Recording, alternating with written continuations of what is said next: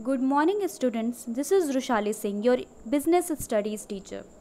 I hope you all are safe at your homes. So, students, in our previous class, we have started the classification of business. We have seen the classification of business. There are two types of business. First is industry, and second is commerce. In our previous class, we have studied industry and its different classification. In today's class, we will discuss about commerce. Now, what is commerce? Commerce refers to all those activities which help directly or indirectly in the distribution of good to the ultimate consumer. There will be no use of producing goods unless and until these goods reach the ultimate consumer. Goods are produced at a one place and consumers are scattered at different places. The consumer are not aware of what kind of goods are produced by manufacturer. Goods are produced in large quantity and demanded by consumer in a small quantity. All these problems, that is the hindrance of place, hindrance of knowledge, hindrance of storage, etc., are solved by commerce. Commerce, it helps people directly or indirectly in the distribution of goods to the ultimate consumer. Who are ultimate consumer? Consumer who will consume or who will purchase that product. Because जो भी products एक producer produce करता है वो एक ही जगह पे नहीं होते. ज़रूरी नहीं कंज्यूमर और प्रोड्यूसर एक ही प्लेस पे हों. प्रोडक्ट्स प्रोड्यूस होते हैं इंडस्ट्री में और कंज्यूमर क्या होते हैं, जगह जगह स्कैटर्ड होते हैं, फैले हुए होते हैं. तो इन फैले हुए जो है कंज्यूमर्स तक जो इन प्रोडक्ट्स को पहुंचाने का काम किसका है? कॉमर्स का है. कॉमर्स का काम है कि वो ये हिंड्रेंस मतलब ऑब्स्टिकल, जो रुकावटें हैं, जो बाधाएं हैं, उनको कम करता है ताकि जो प्रोड्यूसर ने प्रोड्यूस किया है, whatever that producer is producing, that product will reach to its ultimate consumer. Ultimate consumer means the consumer who will consume that good, who will purchase that good. Okay, then these goods will become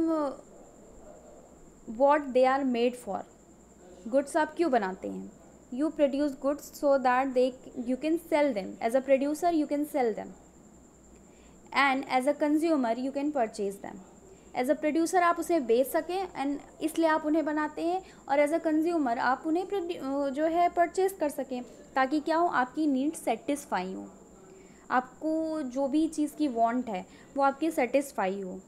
सो जो भी goods produce होते हैं, producer produce करता है industry में, firm में, तो इनको अपने अल्टीमेट कंज्यूमर तक पहुंचाने का काम किसका है? कॉमर्स का है. So now students, let us understand function of commerce. Okay, the first function of commerce is it helps in removing the hindrance of person. A large variety of goods are produced by a group of people called producers. These goods are produced for another group of person called consumer. There is no direct relationship between producer and consumer. The trade segment of commerce create a link between producer and consumer. Traders help in exchange of goods and services from the producer to consumer and hence remove the hindrance between producer and consumer. Hindrance of person को remove करता है क्या? Commerce. Hindrance of person मतलब वही same कि producer produce कर रहे हैं गुड्स और जो हमारे कंज्यूमर हैं उन्हें गुड्स को क्या करना है? कंज्यूम करना है through trade. Trade means buying and selling of goods. Through trade क्या होता है? हम इस हिंड्रेंस को, इस ऑब्स्टिकल को, इस बाधा को हम रिमूव करते हैं, हटाते हैं, ताकि जो प्रोड्यूसर ने प्रोड्यूस किया है वो कंज्यूमर तक पहुंच सके, उसने जो प्रोड्यूस किया उसे वो कंज्यूमर को बेच सके. तो बीच में एक ट्रेडर होगा जो क्या होगा? प्रोड्यूसर से सामान खरीदेगा और ले जाके कंज्यूमर को बेचेगा. Now the second function is it helps in removing the hindrance of place. Hindrance of place Goods are produced at one place whereas consumers are scattered in different corners of the country. There is a place gap between the producer and consumer. The transport segment of commerce help in removing the place gap. The transport move good from one place to production. The transport moves good from the place of production to the market, which are easily accessed by the customers. Thus, transport is essential for buying and selling of goods and it is an important function of commerce. जो भी हमारी क्या transport facilities हमारे पास available हैं वो क्या करती हैं, वो जो भी गुड्स प्रोड्यूसर ने प्रोड्यूस किए हैं उसे मार्केट तक पहुंचाती हैं ताकि वो कस्टमर तक पहुंच सके, कस्टमर के लिए इजीली एक्सेसिबल हो. अभी आप अमेज़ॉन एक्सेट्रा यूज़ करते होंगे, उसमें आप कोई भी चीज़ ऑर्डर करते हैं तो वो आपकी सेम सिटी से तो मिलती नहीं है.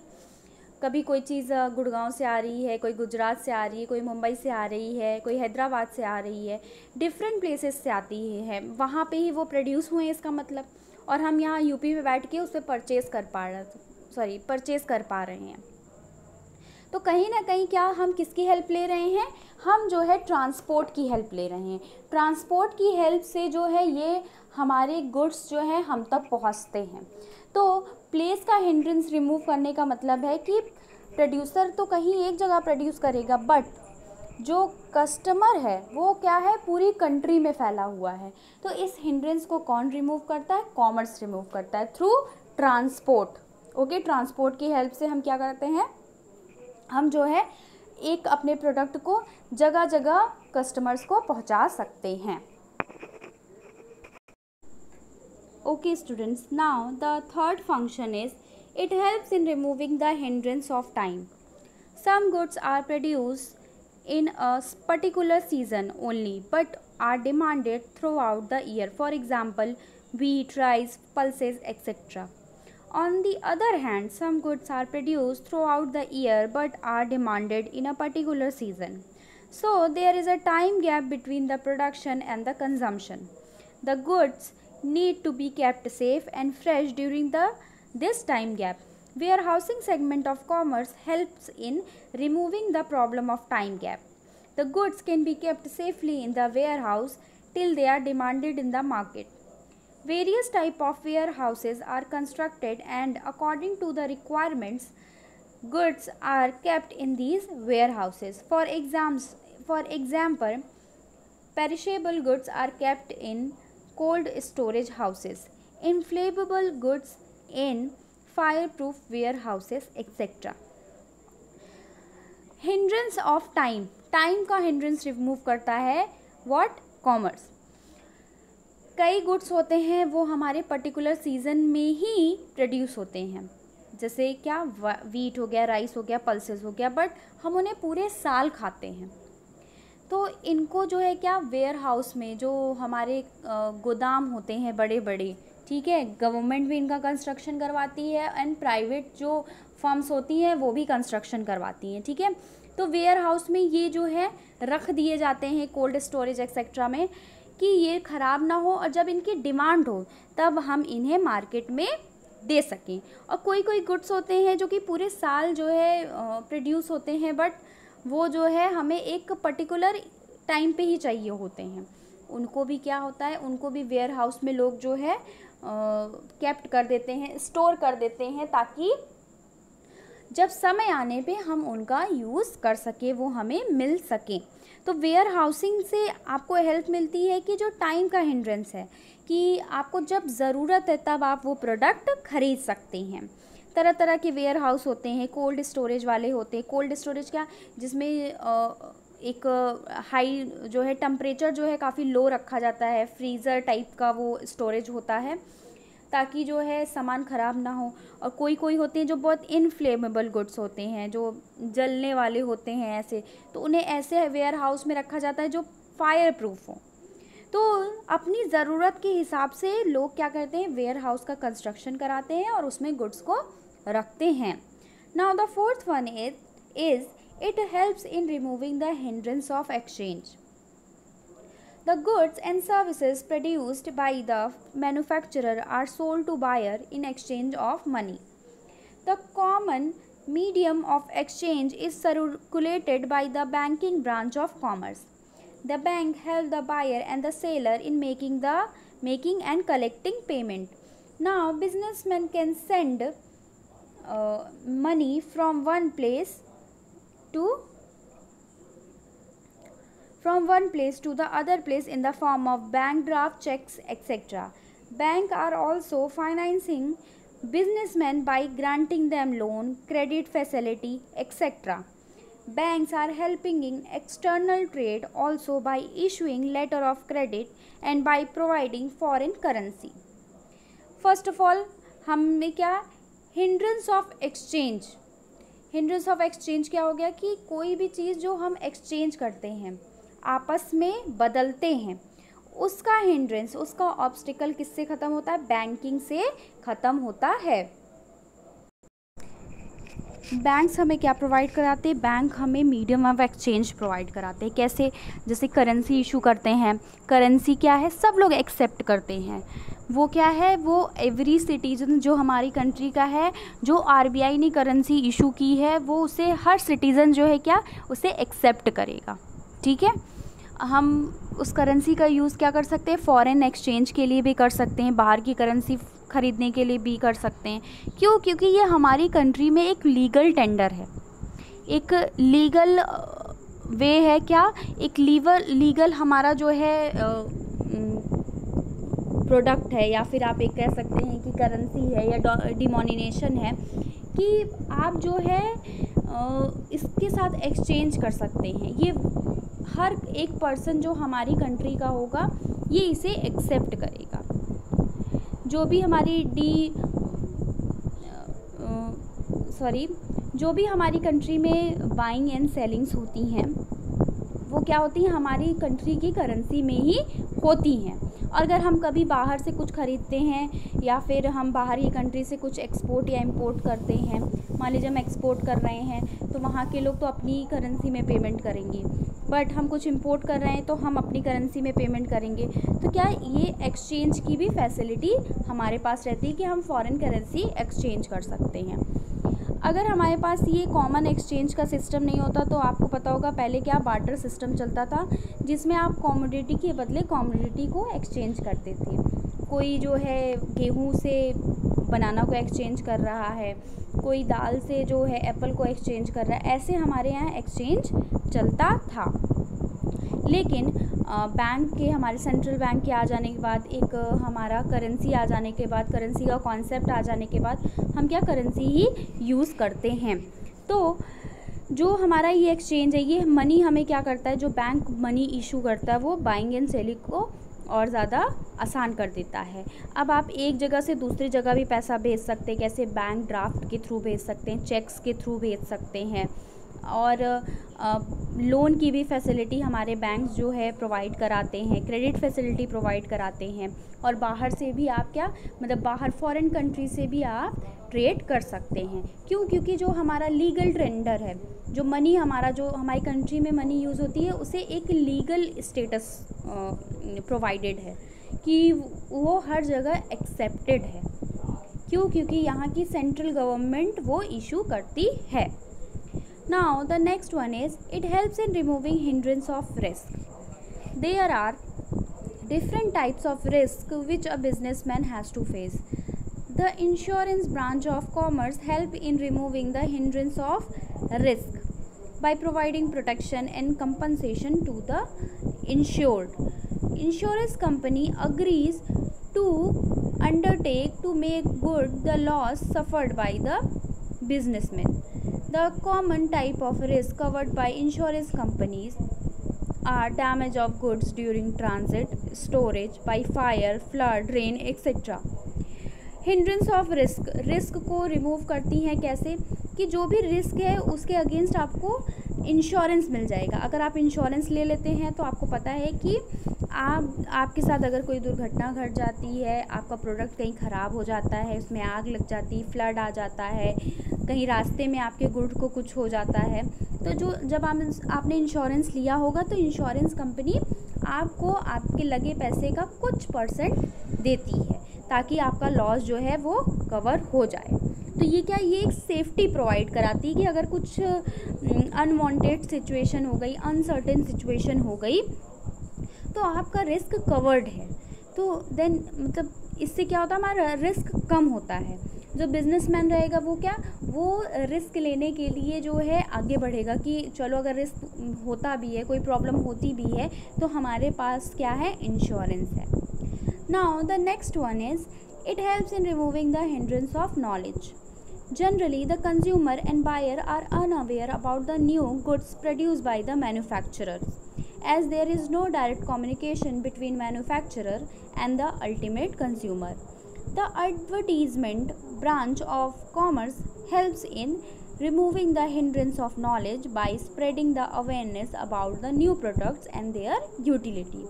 For example, everyone knows that i7 is the latest microprocessor of computer because of advertisement. Now, commerce removes the hindrance of knowledge. How? आप जो भी देखते हैं एडवर्टीज़मेंट्स, वो क्या, वो कस्टमर को इनकरेज करती हैं। किस लिए?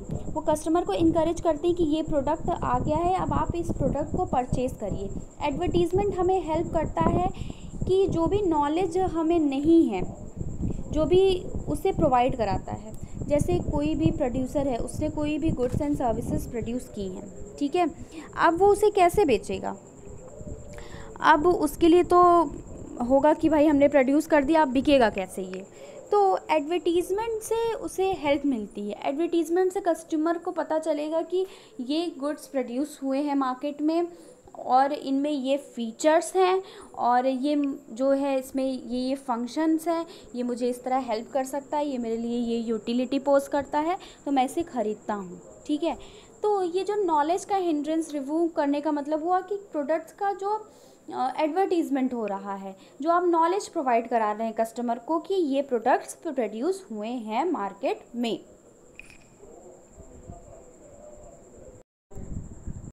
Okay students, now talk about the initiative that was launched by Government of India. Make in India is an initiative launched by the Government of India on 25 September 2014 to encourage national as well as multinational companies to manufacture their products in India. The major objective behind the Make in India initiative are job creation and skill enhancement in 25 sector of the economy.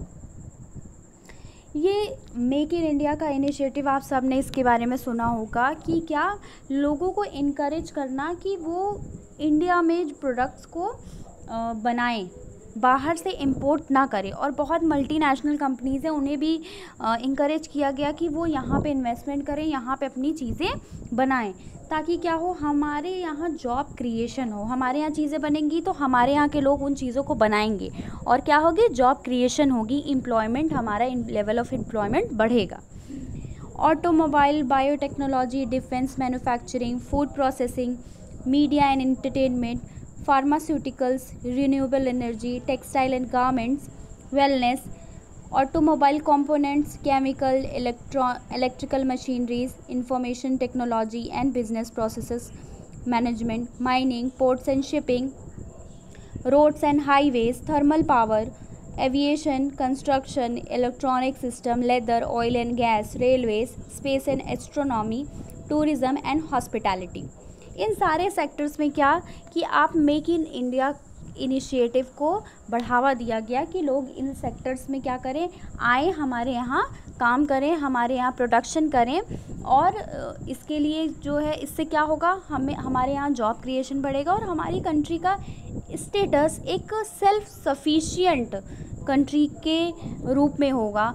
क्योंकि हम अपने लिए चीज़ें खुद produce कर रहे हैं, हमें बाहर से चीज़ें मंगाने की ज़रूरत नहीं पड़ रही है। Now students, we will discuss about classification of commerce. There are two classification of commerce. First is trade and second is aids to trade or auxiliaries to trade. Now first of all we will discuss about trade. Trade is an integral part of commerce. It refers to buying and selling of goods and services.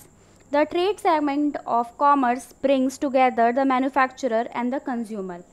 Trade act as a link between the manufacturer and the consumer. In the absence of trader, the manufacturer will have to search for consumer and consumer will have to search for manufacturer. Trade can be classified into two types, internal trade and external trade. Trade क्या करता है, एक link की तरह काम करता है, किसके बीच, हमारे बायर एंड मैन्युफैक्चरर के बीच। मैन्युफैक्चरर क्या है, वो तो भाई गुड्स उसने बना दिए हैं, हाँ, और अब क्या, अब वो कैसे बिकेंगे। तो ट्रेड क्या, ट्रेड का सिंपली मीन है buying and selling of good. तो जो भी ट्रेड है वो क्या करता है, वो मैन्युफैक्चरर के पास से, जो भी ट्रेडर होगा सॉरी, वो मैन्युफैक्चरर के पास से गुड्स खरीदेगा और कंज्यूमर्स को ला के बेचेगा। तो वो क्या, वो बीच में एक लिंक की तरह काम कर रहा है। There are two types of trade. First is internal. Internal trade का सिंपल मतलब है कि जब आप बाइंग एंड सेलिंग कर रहे हो अपनी डोमेस्टिक बाउंड्री के अंदर। डोमेस्टिक बाउंड्री मीन्स जो आपकी कंट्री की बाउंड्री है, जो आपकी कंट्री का बॉर्डर है, उसके अंदर अगर आप बाइंग एंड सेलिंग कर रहे हो तो that is internal trade. Internal मतलब अंदर का ट्रेड है ये internal trade. It is also known as home trade. Under internal trade, goods and services are bought and sold in home currency only. The internal trade can be of two types, that is wholesale trade and retail trade. Internal trade में क्या, हम सिर्फ अपनी ही currency में buying and selling करते हैं, क्योंकि हमारी कंट्री में क्या है, एक ही करेंसी चलती है जो आरबीआई इशू करती है। डिफरेंट जो है डिमोनिनेशंस होते हैं हमारी कंट्री के, हमारी करेंसी के, वो सारे जो है, जो भी हमारी कंट्री में गुड्स प्रोड्यूस होते हैं वो क्या, वो हमारी होम करेंसी, जो हमारी आरबीआई जो करेंसी देती है उसी पे होगा, उसी में बाइंग एंड सेलिंग हमारी होगी। Now the internal trade can be of two types. First is wholesale trade and second is retail trade.